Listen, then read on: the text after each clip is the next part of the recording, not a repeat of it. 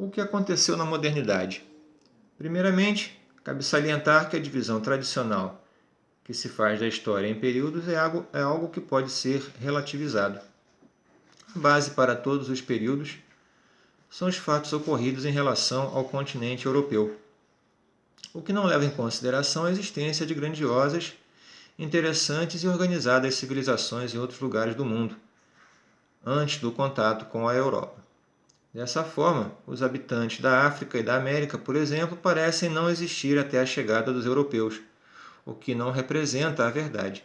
A história moderna, de acordo com os historiadores, iniciou-se em 1453 com a tomada de Constantinopla pelos turcos otomanos.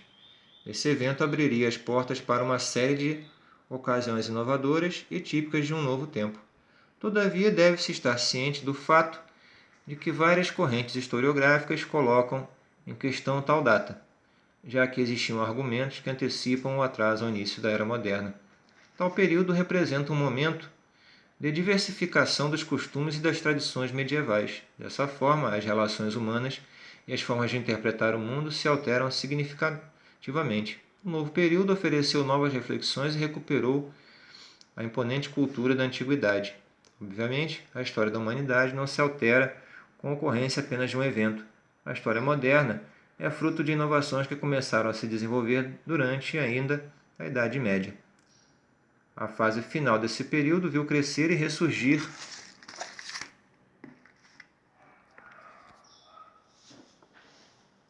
o comércio por meio das feiras, das cruzadas e dos burgos. E como se sabe, o renascimento do comércio fez nascer uma nova classe social, os burgueses. Estes, muito animados com as novas possibilidades, conduziriam às alterações sociais do novo período por meio do desenvolvimento do nascente capitalismo.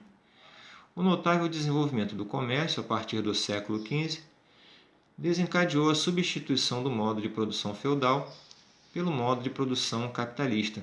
Entre os grandes acontecimentos da história moderna podem-se destacar as grandes navegações, o Renascimento, a Reforma Protestante e a Contra-Reforma e o Absolutismo. Além disso, a Idade Moderna acabou se configurando como um período de retomada de valores culturais e grande ampliação deles. Foi também a época do nascimento do capitalismo, que introduziu significativas mudanças na humanidade. No que tange à filosofia, o período é identificado como um momento singular na história do pensamento em que há uma reviravolta na interpretação do próprio mundo, cuja análise passou a ser feita com mais racionalidade se comparada à religiosidade típica do período medieval. Bom, interessante aqui, pessoal, esse trecho do texto vem legitimar o trecho que analisamos anteriormente. Na verdade, aqui podemos identificar que o Renascimento influencia toda a cultura de uma era,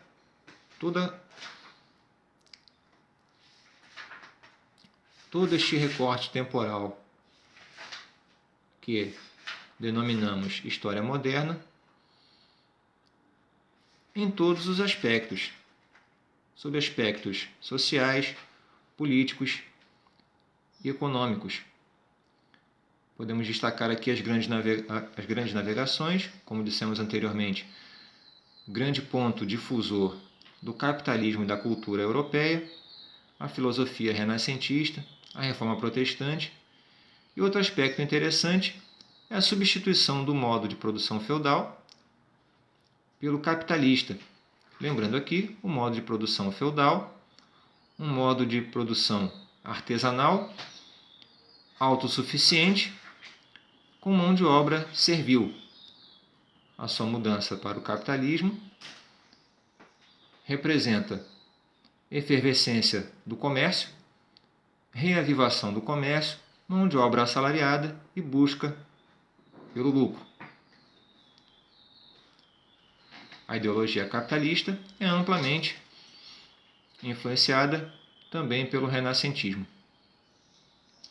Outro aspecto interessante de se notar no texto é justamente o forte apelo eurocêntrico existente na documentação do processo histórico. o qual valorizará apenas eventos ocorridos na Europa para serem usados como marco de recortes temporais, desconsiderando assim eventos ocorridos em outras sociedades, que não são menos importantes do que eventos acontecidos na Europa. Estão apenas excluídos do processo de estudo historiográfico. A filosofia moderna. A filosofia moderna surgiu causando grande impacto e mudança em relação às perspectivas que dominavam o horizonte dos estudos filosóficos de então. Em oposição à escolástica, corrente característica do período medieval, ela configurou-se humanista e antropocêntrica. O homem passou a ser dono do seu ponto de vista, tornando-se ele próprio o centro das atenções. A fé, nesse contexto, transfigurava-se em experiência individual e passou-se a valorizar o individualismo e o espírito científico, em busca de explicação científica. Essa filosofia, que concebeu-se racional, teve início na teoria do conhecimento de René Descartes, pensador conhecido como pai da filosofia moderna, e que fez as suas palavras de Leonardo da Vinci. Quem pouco pensa, muito erra. O Renascimento trouxe uma ênfase renovada no desenvolvimento científico, racional e na capacidade de definir o ser homem, assim como seu lugar no mundo. O indivíduo passou a ser encarado como um ser racional por natureza, capaz de alcançar o conhecimento. Mais do que isso, sua existência passou a ser definida pelo ato de pensar.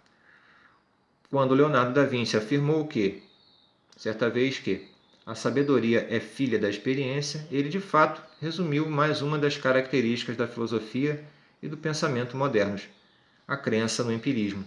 Essa doutrina teve como representantes ilustres pensadores como Francis Bacon, John Locke e David Hume, os quais desenvolveram e propagaram o raciocínio experimental, ou seja, a teoria de que o único caminho pelo qual o homem pode chegar ao conhecimento é por meio da experiência sensível.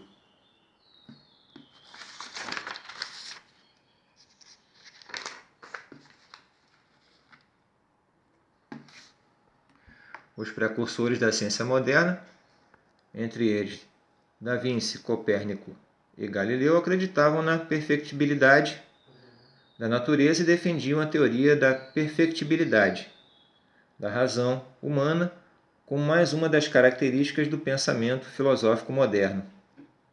Iniciou-se então a busca por expressar, entender e explicar por meio da razão perfeita a natureza perfeita. A ciência renascentista entendeu que, pelo fato de Deus ter criado a natureza, seria possível conhecer Deus por meio dela e logo produzir o conhecimento. Bom, se configuram aspectos importantes aqui desse trecho.